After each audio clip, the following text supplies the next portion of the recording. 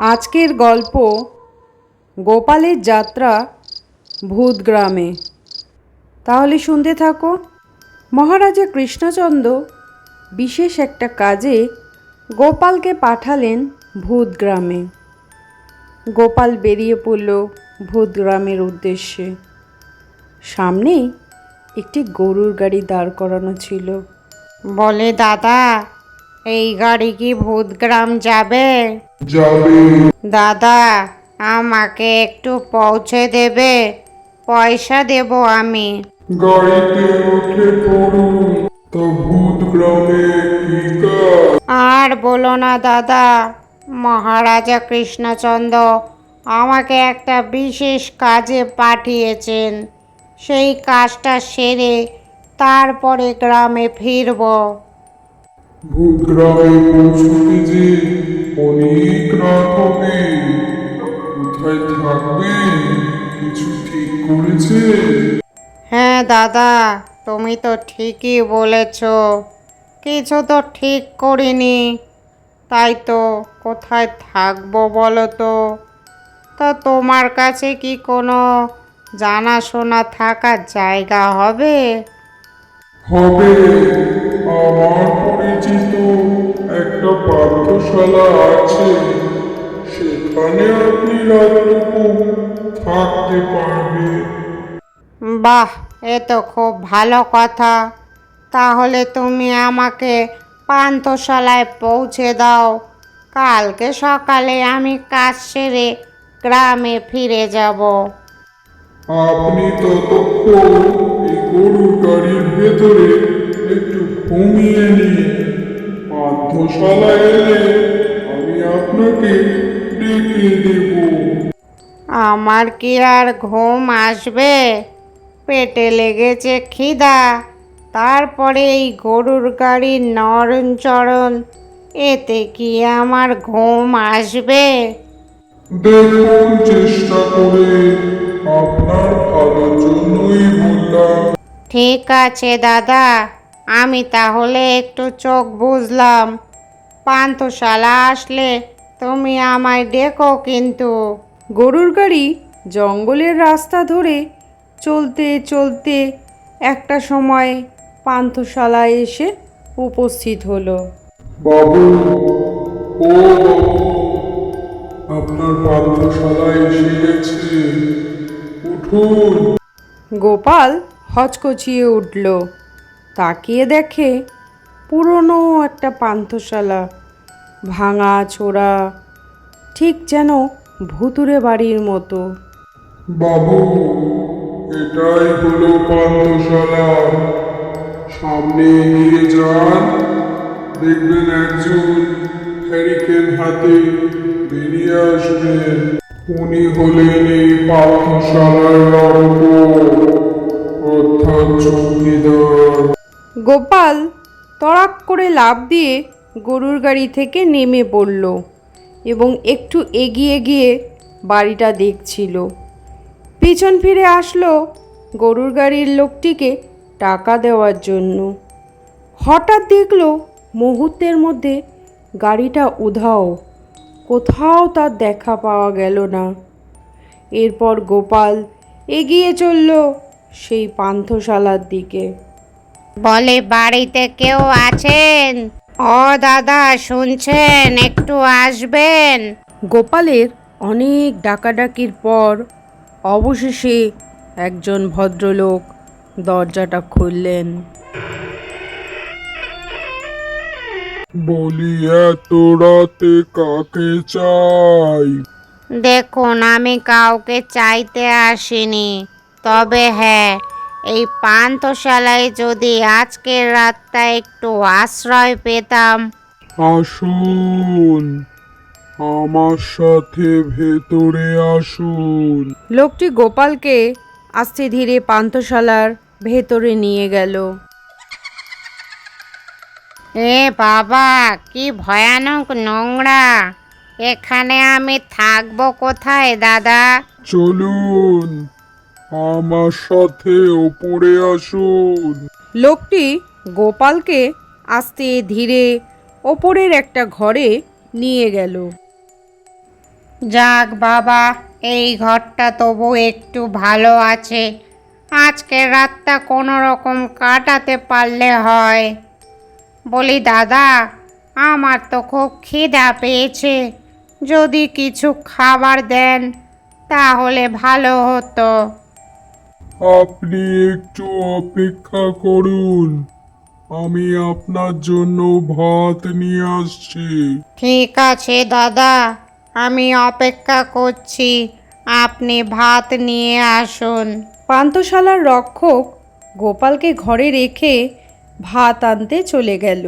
এই নিন আপনার ভাত, খেয়ে ঘুমিয়ে পড়ুন। গোপালের ভীষণ খিদে পেয়েছিল, তাই গোপাল তৃপ্তি করে ভাতগুলো খেয়ে নিল।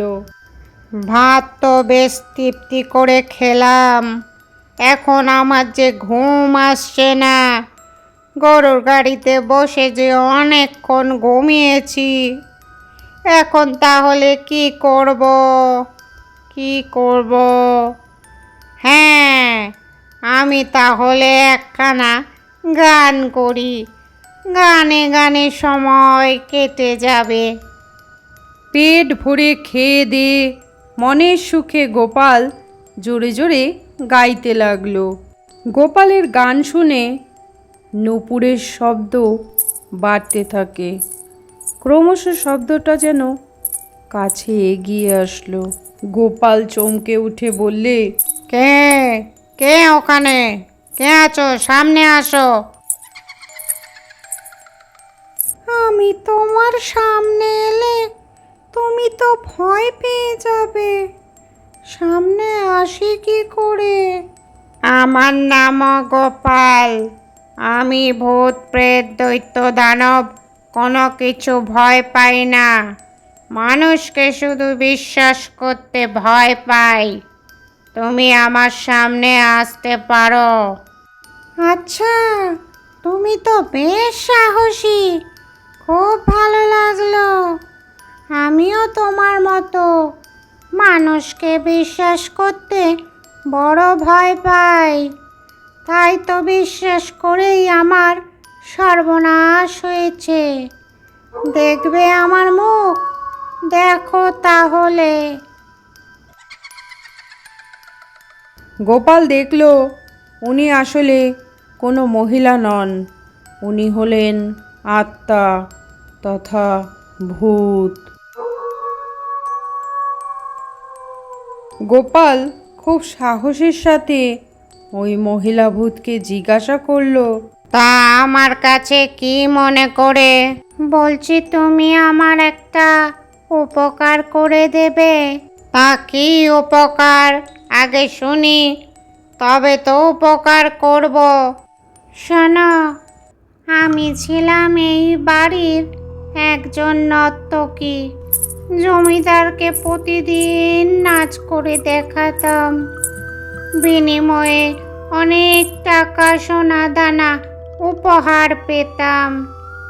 এক বিশ্বাসঘাতককে বিশ্বাস করে আমার মৃত্যু হয়, কিন্তু আমি তো হিন্দু নারী, তাই আমাকে আগুনে না পুড়িয়ে মাটিতে কবর দিয়েছে। তুমি আমার আত্মার শান্তি দাও। আমার সাথে আরও একজন আছে, সে ছিল এই জমিদার বাড়ির চৌকিদার। তুমি এই কাজটা করো, আমি তোমায় অনেক সোনা দানা দেব। ওই বিশ্বাসঘাতক আমাকে মেরেছে ঠিকই, কিন্তু আমার সোনা দানা কিছুই নিতে পারেনি। তুমি যদি আমার আত্মার শান্তি করে দাও, তাহলে ওই সোনা গয়না কোথায় আছে আমি তোমায় বলে দেব। আগে আমার আত্মার শান্তি দাও, তারপরে বলবো।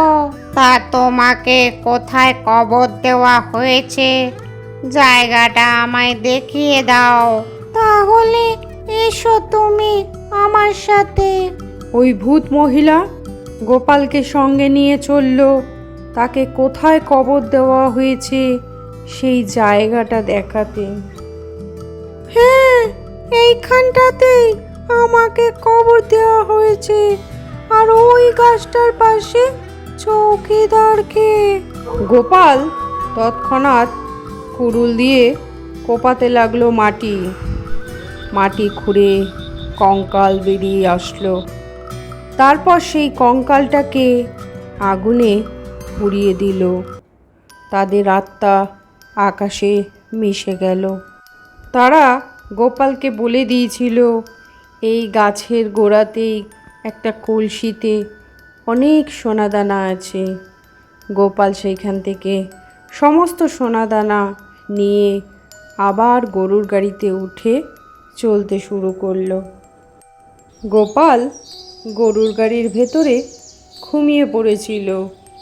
ঠিক সকালবেলার দিকে গরুর গাড়ির লোকটি গোপালকে ডাকতে থাকে, দাদা, ও দাদা, ভূতগ্রাম এসে গেছে।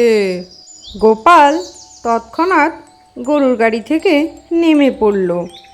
গরুর গাড়িটিও হাওয়ার মতো মিশে গেল। এরপর গোপাল মনে মনে খুব আনন্দিত হয় যে সে ভূত মহিলার কাছ থেকে অনেক উপহার পেয়েছে। এরপর গোপাল বাড়ির উদ্দেশ্যে রওনা দেয়।